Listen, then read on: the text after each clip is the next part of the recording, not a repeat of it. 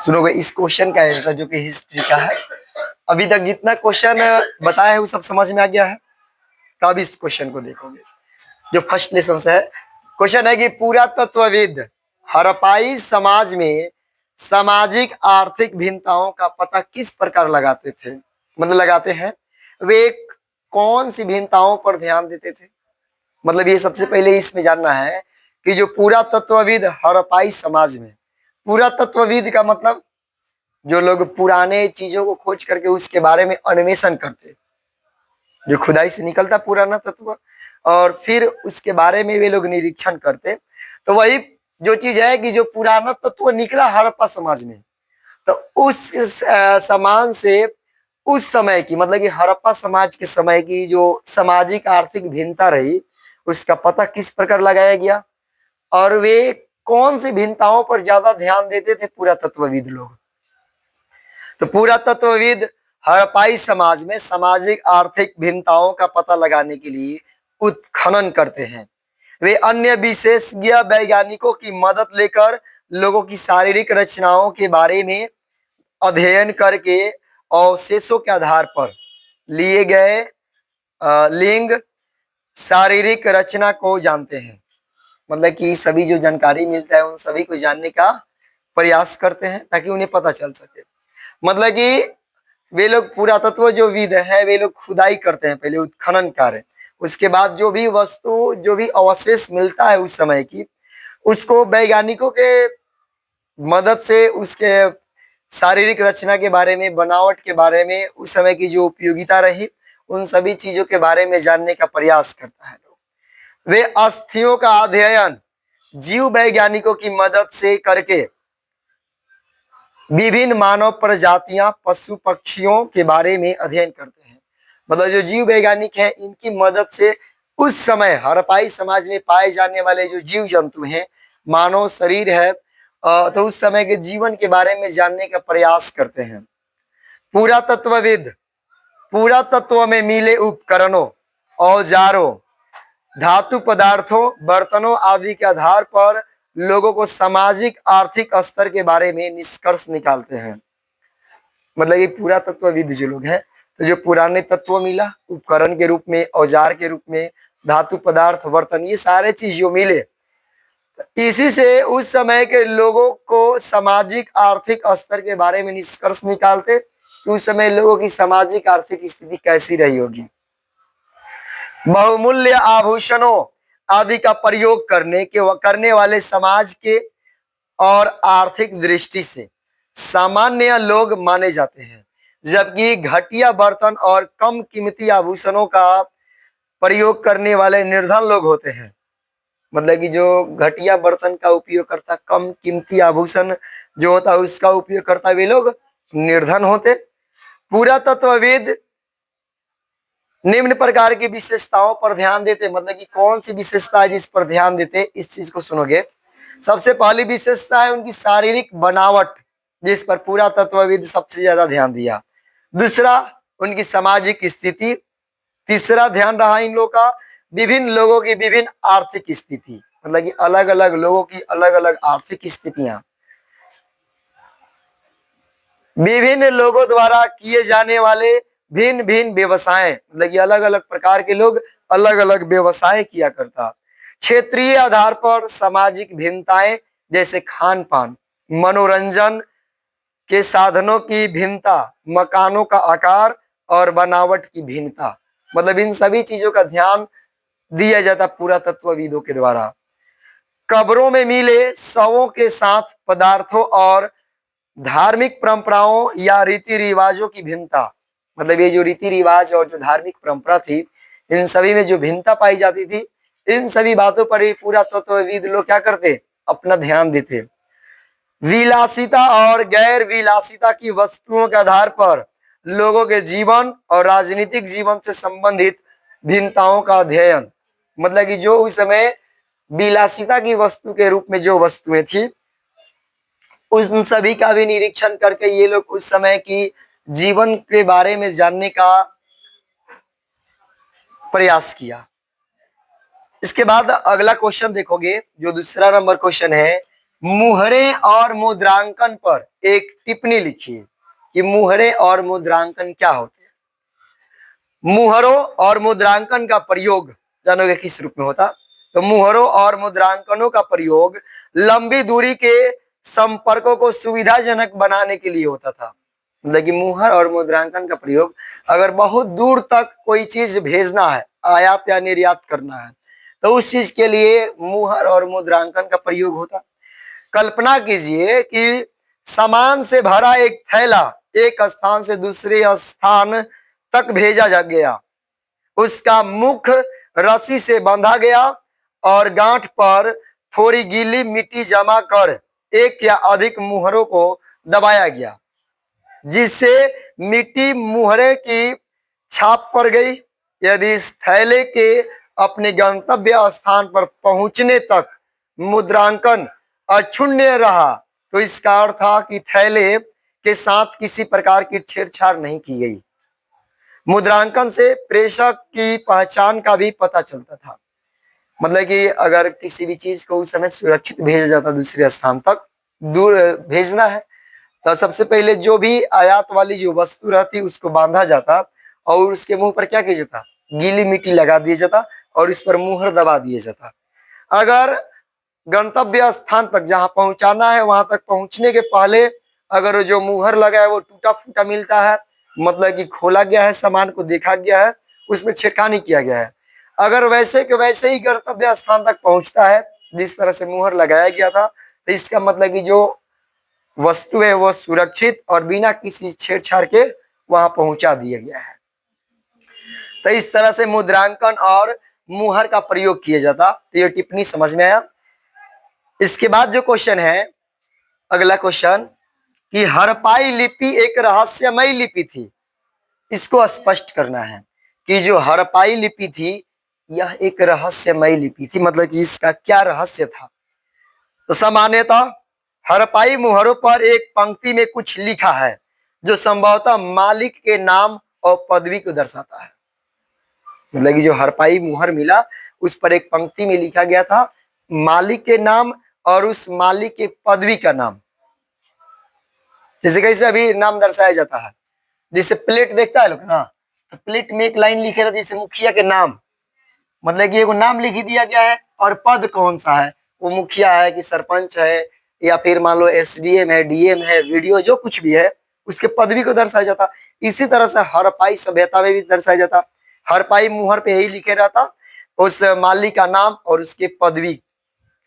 विद्वानों ने यह सुझाव भी दिया है कि इन पर बना चित्र अनपढ़ लोगों को सांकेतिक रूप से इसका अर्थ बताता था और आमतौर पर ये जो उस दर्शाया गया रहता उसमें, तो उसमें जानवर का फोटो दर्शाया गया था और उसी जानवर से जो अनपढ़ लोग रहते उसके संकेत को समझते। अधिकांश अभिलेख संक्षिप्त हैं, मतलब कि बहुत ज्यादा विस्तृत नहीं है, पर निश्चित रूप से यह वर्णमालीय यानी वर्ण जो माला होता है तो वर्णमालीय जहां प्रत्येक चिन्ह जहां प्रत्येक चिन्ह जो है ये एक स्वर अथवा व्यंजन को दर्शाता है नहीं थी, क्योंकि इसमें चिन्हों की संख्या कहीं अधिक है, मतलब कितना, तो लगभग 375 से 400 के बीच। कितना है? 300 से 400 के बीच है। ऐसा प्रतीत होता है कि यह लिपि दाईं से बाईं ओर लिखी जाती थी, क्योंकि कुछ मुहरे पर दाईं ओर चौड़ा अंतराल है और बाईं ओर यह संकुचित है, जिससे लगता है कि यह उत्कीर्णक ने दाईं ओर से लिखना आरंभ किया और बाद में बाईं ओर स्थान कम पड़ गया। मतलब कि सबसे पहले वो दाईं ओर लिखना स्टार्ट किया तो ज्यादा जगह मिला और जैसे ही बाईं ओर पहुंचा तो उसका स्थान कम पड़ गया, इसे पता चलता है। अब हम उन विभिन्न प्रकार की वस्तुओं को देखते हैं जिन पर लिखावट मिली है।